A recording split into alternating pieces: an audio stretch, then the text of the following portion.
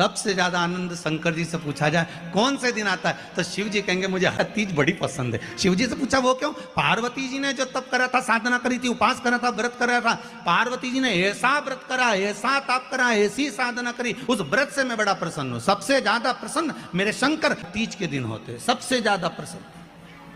और माताओं से निवेदन रहा है, बार बार कहते हैं आप अगर इसका व्रत नहीं भी करते हो तो भी 5-6 वृक्ष की 7 वृक्ष की पत्तियों को तोड़कर तीज के दिन शंकर भगवान को समर्पित कर दो। शंकर जी उस व्रत को स्वीकार कर लेते हैं, इतने प्रसन्न हो जाते हैं मेरे दिल। शिव की प्रसन्नता है तीज का। थोड़ा ध्यान लगाकर सुनना। हरतालिका तीज शिव महापुराण की कथा ही नहीं, आप जो तीज करते हो, हरियाली करो चाहे सातुड़ी करो, उस तीज की महत्वता क्या है, इस हिंगोली की शिव महापुराण की कथा में अपने को समझना है कि उसकी मूल तत्वता, उसकी महत्वता है क्या, उसका महत्व क्या है।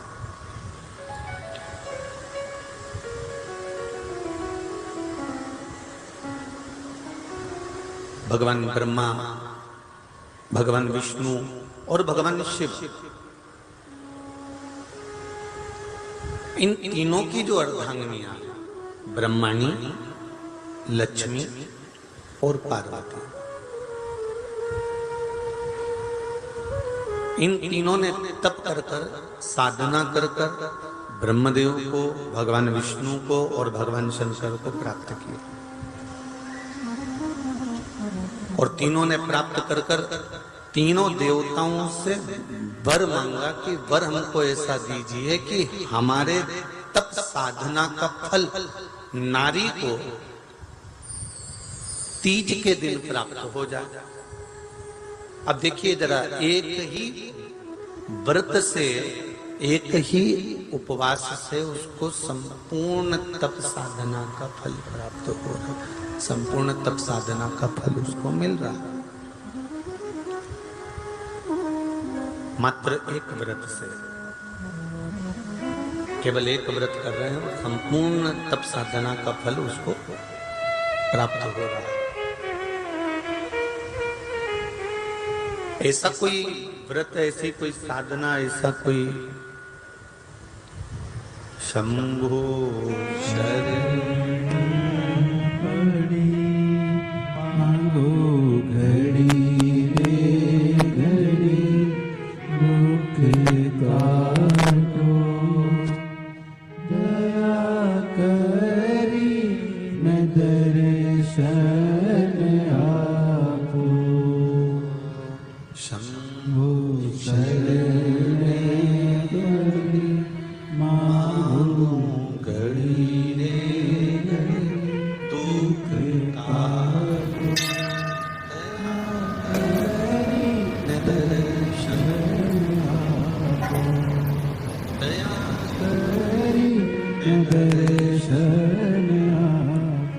तो ब्रह्माणी ने ब्रह्मदेव से मांगा, लक्ष्मी जी ने भगवान विष्णु से मांगा, पार्वती जी ने भगवान शिव से मांगा कि ऐसा वर दे दीजिए जिस वर से एक ही व्रत करने से संपूर्ण फल की प्राप्ति हो जाए, संपूर्ण फल मिल जाए। ऐसा एक व्रत का फल दे दीजिए, मात्र एक व्रत का। अब देखिए, हरियाली तीज करने वाली माताएं थोड़ा ध्यान से सुनना।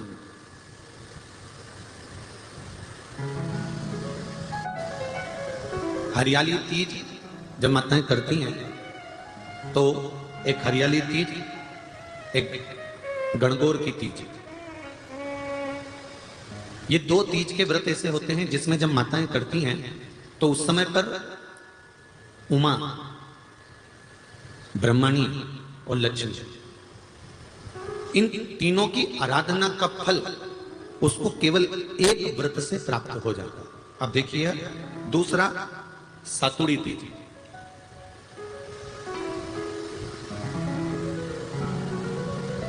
इसमें उमा और महेश्वर, उमा और महेश, ब्रह्मणी और लक्ष्मी, इन चार के व्रत तप का फल एक साथ सातुड़ी तीज के दिन प्राप्त हो जाता है। अब एक आती है हरतालिका तीज। आप लोग करते हो हड़तालिका? यहाँ लोग करते कि नहीं करते? करते हैं यहाँ पे हड़तालिका? कौन कौन करता है? जरा हाथ उठाओ तो जरा। अरे सभी करते हो, रखो रखो, बहुत बढ़िया, बहुत अच्छी बात। एक आती है हड़तालिका तीज।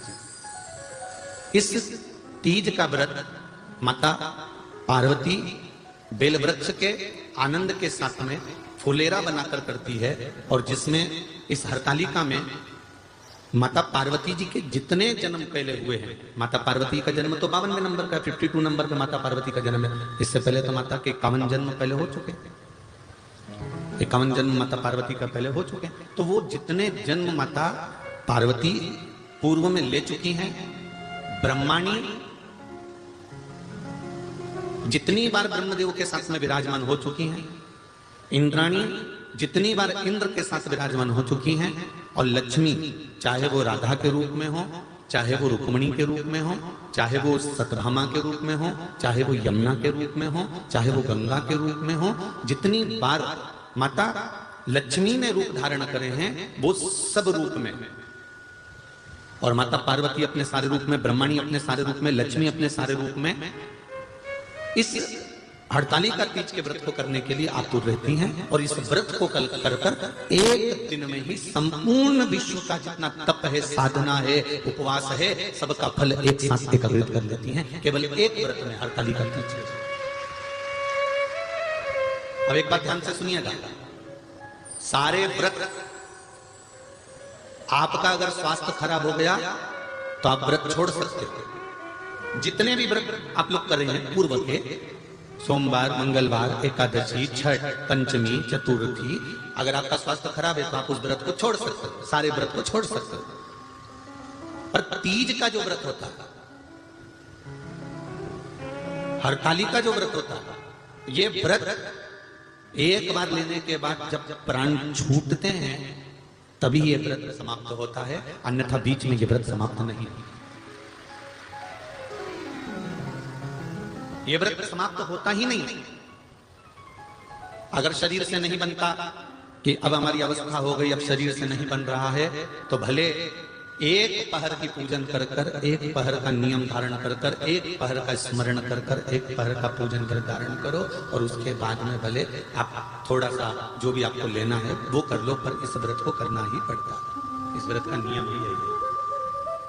इस व्रत पार्वती मैं तुम्हें प्राप्त हुआ हूं, यह हरतालिका तीज के व्रत का फल है। शिव जी कहते हैं पार्वती जो नारी हरतालिका तीज के व्रत का स्मरण करती है, फुलेरा जो बांधा जाता है उसमें 5 माला से ज्यादा माला लटकना चाहिए, 5 से कम नहीं। कितनी?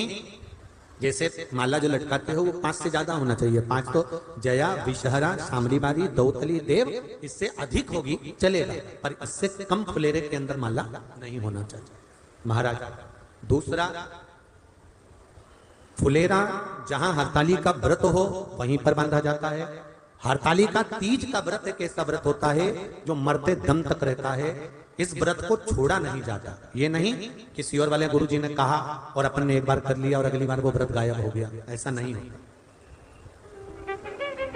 हरतालिका तीज अखंड सौभाग्य के लिए, वंश वृद्धि के लिए, कार्य सिद्धि के लिए, और कुंवारी कन्याएं उत्तम वर प्राप्ति के लिए, आनंद सुख के लिए करती हैं। ऐसा नहीं है कि केवल स्त्री ही करती है। जब नारी किसी कारणवश व्रत नहीं कर पाती तो पुरुष इस व्रत को धारण करते हैं। 30 अगस्त को, यही 30 तारीख को, कल 29 है, परसों 30 तारीख को हरतालिका तीज रहेगी। आप सब अपने हृदय से, मन से इस व्रत को कर कर अपने जीवन को सार्थक बनाइएगा। जो करते हैं, कितने लोग करते हो जरा हाथ उठाइए। हरतालिका तीज इतने सारे करते हो, अरे बाबा कर लो, प्रणाम प्रणाम, आपको बहुत बहुत नमन करता हूं, बहुत बहुत सारा। फुलेरा बांधते हो? नहीं। अब की बात बांधना। मंदिर में करते हो तो मंदिर में, घर में करते हो तो घर में। फुलेरा वंश की वृद्धि करता है, फुलेरा अखंड सौभाग्य देता है, फुलेरा मन की कामना को पूर्ण करता है। जो बेटियां जिनका विवाह नहीं हो रहा हो या बेटे जिनका विवाह नहीं हो रहा हो, वो 7 स्थान पर कहीं फुलेरा बंधा हो तो फोन लगाकर पूछना कहां बंधा है, वहां का दर्शन करने, एक फूल में हल्दी कुंकू लगाकर शिव जी को चढ़ाकर फिर वहां से जाना। 7 स्थान के फुलेरे का दर्शन अवश्य करिएगा। जो व्रत नहीं करते हैं उनसे निवेदन है, कहीं हरतालिका हो रही हो तो वहां बैठकर अगर भजन हो रहे हो तो थोड़ी देर भजन गाने चले जाना। अपने मोहल्ले में, कॉलोनी में, सोसाइटी में कहीं हरतालिका तीज का व्रत हो रहा हो तो 2-4 मिनट जाकर दर्शन जरूर करना, जिससे भोलेनाथ आपका खंड सौभाग्य करे और आपके मन की कामना पूर्ण करे।